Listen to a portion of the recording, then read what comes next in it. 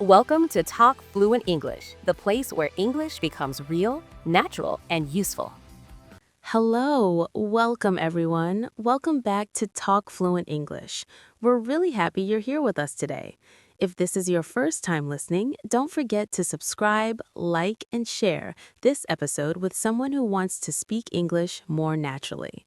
Today is going to be very practical, very real, and very useful. Yes, absolutely. And let me ask you something right at the start. When you listen to English, do you sometimes think, I know the words, but native speakers don't sound like my textbook? If you've ever felt that, this episode is exactly for you. Because today, we're not just talking about vocabulary like single words. We're talking about expressions, the kind of English people really use every day. The English you hear at work, with friends, in shops, online, and in daily life. Exactly. Native speakers don't usually speak in long, perfect sentences. They use short expressions, simple phrases, natural reactions. And once you learn these expressions, your English starts to sound more fluent without learning difficult grammar. Let's start very simply. Imagine someone asks you, "How was your day?" A textbook answer might be, "My day was good." But in real life, people say things like, "It was okay," "Not bad," "Pretty busy," "Kind of long," "Honestly, exhausting." Yes, and those small expressions carry feeling. For example, when someone says not bad, it usually means good, but calm good. Not amazing, not terrible, just life. That's an important point. Expressions are about tone, not just meaning. If I say, "I'm fine," it can mean many things depending on how I say it. I'm fine. I'm fine. I'm fine. Same words, very different meanings. And this is why learning expressions helps your listening too. You stop translating word by word. You start understanding the feeling behind the words. Let's talk about a very common situation. You're talking to someone and you don't understand what they said. Many learners feel nervous here. They think, "I don't want to sound stupid." But real English is friendly. Yes, native speakers don't expect perfection, they expect communication. So instead of saying, I do not understand, you can say, Sorry? Could you say that again? I didn't catch that. Can you repeat that? Or even, What was that? In a friendly tone. "I didn't catch that" is a great expression. It sounds natural, polite, and confident. Totally. It doesn't say, "My English is bad." It says, "Let's keep talking." Another everyday moment is someone tells you something surprising. Maybe they say, I'm moving to another country. You don't need a long answer. You can say, Oh, really?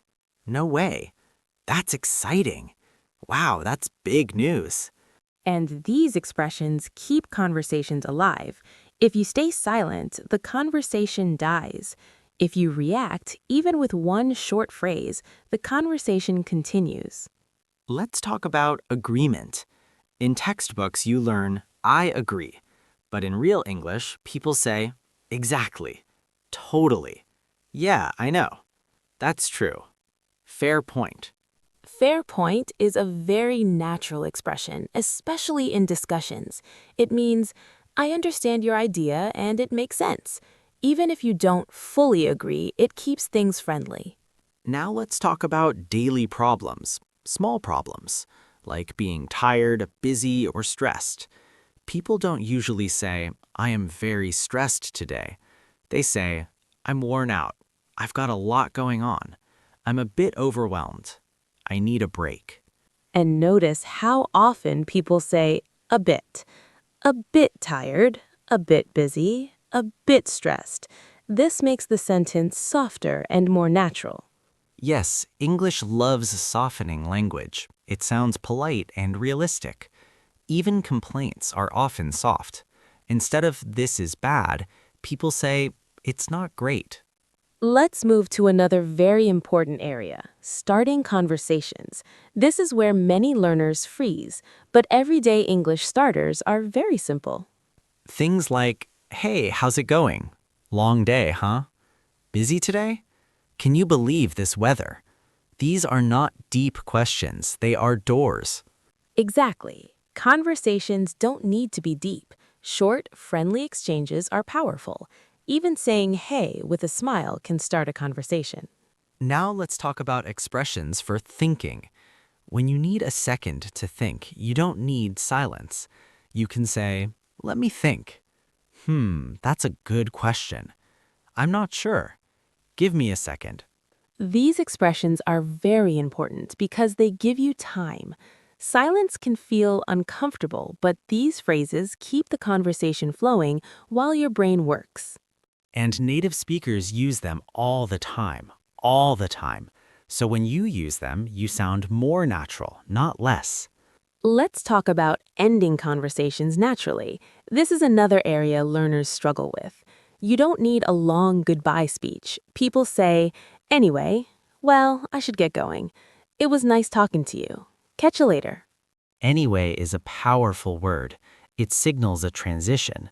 It gently moves the conversation toward an ending without being rude. And catch you later doesn't always mean later today. It just means goodbye, friendly style. Now, here's something important. You don't need to memorize hundreds of expressions in one day. Real fluency comes from repetition, hearing expressions again and again, using them in small moments. Yes, choose a few expressions. Use them this week. For example, try using not bad instead of good, or I didn't catch that instead of please repeat. And don't worry about mistakes. Fluency is not about being perfect. It's about being comfortable. Let me say something very honest. Even native speakers pause, forget words, and restart sentences. That's normal speech. That's real English. So if you want to sound fluent, don't aim to sound perfect. Aim to sound human. Exactly. And vocabulary expressions help you do that. They give you ready-made tools for real life. As you're listening right now, think about this. Which expression felt new to you? Which one felt useful? You don't need all of them. Just one or two can change how you feel when you speak English. And we'll keep building on this naturally, smoothly, step by step, just like real conversations grow. You know, something interesting happens when learners start using expressions instead of full, perfect sentences. They relax, their voice changes, their confidence grows. It's like their English stops being an exam and starts becoming a tool. That's so true. I've noticed that when people stop trying to sound correct and start trying to sound natural, conversations suddenly feel easier. Even mistakes don't feel so heavy anymore. Let's talk about another everyday situation when you're not sure about something. In textbooks, you often learn, I don't know, but real English offers many softer, more natural options. Yes, like, I'm not sure. I'm not sure about that. I'm not really sure. I'm not sure yet. These small words like really and yet make your English sound alive. And sometimes people say, I have no idea. That's stronger, more emotional. It can mean surprise, confusion, or honesty, depending on tone. Exactly. Tone is everything. If you say, I have no idea with energy, it sounds playful. If you say it quietly, it sounds thoughtful. Now let's move to expressions for liking and disliking things, because this comes up every single day. Food, movies, music, work, hobbies. Instead of always saying, I like it or I don't like it, people say, I'm into it. It's not really my thing. I'm a fan. I'm not a big fan. It's okay, I guess. I'm not a big fan is very polite. It says you don't like something without sounding rude or negative. And it's not my thing is great because it sounds personal, not judgmental. You're not saying something is bad, you're saying it's just not for you. Now let's talk about reactions. Reactions are powerful because they show you're listening. Even short reactions can change a conversation completely. Things like, that makes sense. I get it. Oh, I see. Right. Interesting. These small expressions are small, but they make the other person feel heard. And feeling heard is everything in conversation. People don't remember perfect grammar. They remember how you made them feel. Let's imagine a real-life moment. Someone is telling you about a problem at work. You don't need to solve it. You can say, "That sounds tough. That's stressful. I can imagine. That's not easy." Those expressions show empathy, and empathy builds connection faster than perfect English ever could. Now, here's something many learners don't realize. Native speakers use fillers all the time, words that don't add meaning but add rhythm. Words like well, so, actually, I mean, they help thoughts flow naturally. For example, "Well, I think it depends." Or, "So what happened was," these phrases give structure to your speech. And using them doesn't mean your English is weak, it means your English is realistic. Let's talk about asking for opinions. Instead of "What do you think?" people say, "What do you think about it? How do you feel about that? What's your take on it? Any thoughts?" What's your take on it sounds very natural, especially in friendly discussions. It invites opinion without pressure. Now, imagine someone asks you for your opinion and you're not fully sure. You don't have to answer strongly. You can say, "I think," "I feel like," "In my opinion," "From my experience." Those expressions protect you. They say, this is just my view, not a fact. That's very natural English. Another daily situation, changing topics. This happens all the time, and English has polite ways to do it. Yes, people say, by the way, speaking of that, actually, on a different note. "By the way" is very common. It gently moves the conversation without feeling sudden. Let's talk about expressions for being busy, because everyone is busy. People say, "I'm swamped. I've got a lot on my plate. I'm tied up. I'm pretty busy right now." And again, notice how informal these are. Real English loves images. A lot on my plate paints a picture. Exactly, and pictures are easier to remember than rules. Now here's something important for confidence. You don't need to answer immediately. It's okay to pause and say something like, let me think for a second. That's a good question. I've never thought about that. These expressions give you time and sound thoughtful, not slow. And honestly, conversations are not races. You don't win by speaking fast. You win by connecting. Let's talk about expressing uncertainty politely. This is very useful at work and in daily life. People say, I could be wrong, but I'm not completely sure, but as far as I know, this makes your English sound respectful and mature. Yes, and it lowers tension. It invites conversation instead of argument. Now let's shift to something lighter, expressions for enjoyment. When you're having a good time, English has many ways to say it. "I'm having a great time. This is fun. I'm enjoying this. This is nice. I needed this." I needed this is very emotional. It shows appreciation beyond just fun. And these expressions are common in real life, especially with friends. One more important area. When you make a small mistake, you don't need to panic. You can say, sorry, let me rephrase that. What I mean is, Native speakers do this constantly. It's not a problem. It's communication adjusting itself. and when you hear someone make a mistake, you usually don't care. You still understand them. That's how people feel about your English too. Exactly. People are listening to meaning, not grammar tests.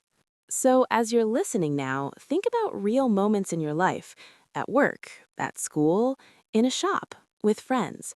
These expressions fit there naturally. Don't try to memorize everything. Just notice patterns. Hear them. Use them slowly. And remember, vocabulary expressions are not decoration. They are bridges. They connect people. And the more bridges you have, the easier conversation becomes. We'll keep moving forward, building naturally, just like real English grows through use, not pressure. As we move deeper into everyday vocabulary expressions, something important becomes clear. Fluency isn't about knowing more words. It's about knowing which words feel comfortable in real moments. Yes, and comfort changes everything. When learners feel comfortable, they speak more. When they speak more, they improve faster. It's a simple cycle, but very powerful. Hmm. Let's talk about expressions for agreement and disagreement, because conversations are not just about saying yes to everything. Exactly. Instead of only saying yes or no, people say things like, I agree with you. That's true. You're right. I see your point. I see your point is interesting. It doesn't always mean full agreement. It means you understand the other person's perspective. And for gentle disagreement, English has very polite expressions. I'm not sure about that. I see it a bit differently. I don't completely agree. That's one way to look at it. These expressions protect relationships. They keep conversations friendly, even when opinions differ. Now, let's move to something very real, when you don't understand. This happens to everyone, even native speakers. And it's okay to say it. People often say, "Sorry, I didn't catch that. Can you say that again? What do you mean? Could you explain that a bit?" I didn't catch that sounds very natural and polite. It's used everywhere. And notice how none of these expressions apologize too much. You're not saying your English is bad, you're just continuing the conversation. Another daily situation is ending conversations politely. This is something learners often forget. Yes, people don't usually end conversations suddenly. They soften the ending with expressions like, "Well, I should get going. It was nice talking to you. I won't keep you. I'll let you get back to it." I'll let you get back to it is very kind. It shows respect for the other person's time. Now let's talk about expressions for surprise, because emotions appear in conversation all the time. People say, really? No way. That's amazing. I didn't expect that. Oh, wow. Tone matters here. The same word can sound excited, shocked, or playful depending on how you say it. Exactly. English is not just spoken with the mouth, it's spoken with the voice, the rhythm, the feeling. Another area learners love is expressions for making plans. Yes, instead of only saying, let's do it, people say, how about tomorrow? Are you free later? Maybe we can. Let's see. "Let's see" is very flexible. It keeps things open without pressure. Now let's talk about something very human, hesitation. When people think, they don't stay silent. They say, well, let me think. Hmm. And that's normal. Silence doesn't mean failure, it means thinking. Using these sounds and expressions makes your English feel natural, not robotic. Let's also talk about expressions for daily problems because life is full of small issues. That's annoying. It's frustrating. It's not a big deal. I'll figure it out. I'll figure it out is confident but calm. It shows control even in uncertainty. Now here's something very important. You don't need advanced vocabulary to sound fluent. You need useful vocabulary. Yes, fluency grows from repetition in real life, not from memorizing long word lists. If you listen carefully, native speakers reuse the same expressions again and again. And that's good news. It means you don't need thousands of expressions. You just need the right ones. Let's talk about expressions for encouragement, because conversations aren't only about information. People say, you've got this. That makes sense. Take your time. It'll be okay. These expressions build trust. They make conversations warmer. Now imagine using all these expressions in your daily life, at work, with friends, with strangers. You wouldn't sound perfect. You would sound real, and that's the goal. Mistakes will still happen. Words will still disappear sometimes. But now you have tools, small expressions that keep conversations alive even when grammar disappears. And confidence grows quietly, not suddenly, one conversation at a time. So if you're listening now, don't rush. Don't pressure yourself. Choose 1 or 2 expressions you liked today. Try them in a real moment, even a short one. That's how English becomes part of your life, not just something you study. Language lives in moments, small moments, honest moments. And those moments are waiting for you every day. Thank you for sharing this time with us, for listening, and for practicing real English with patience and curiosity. Keep speaking, keep listening, and keep trusting the process. We'll continue building together, one real conversation at a time.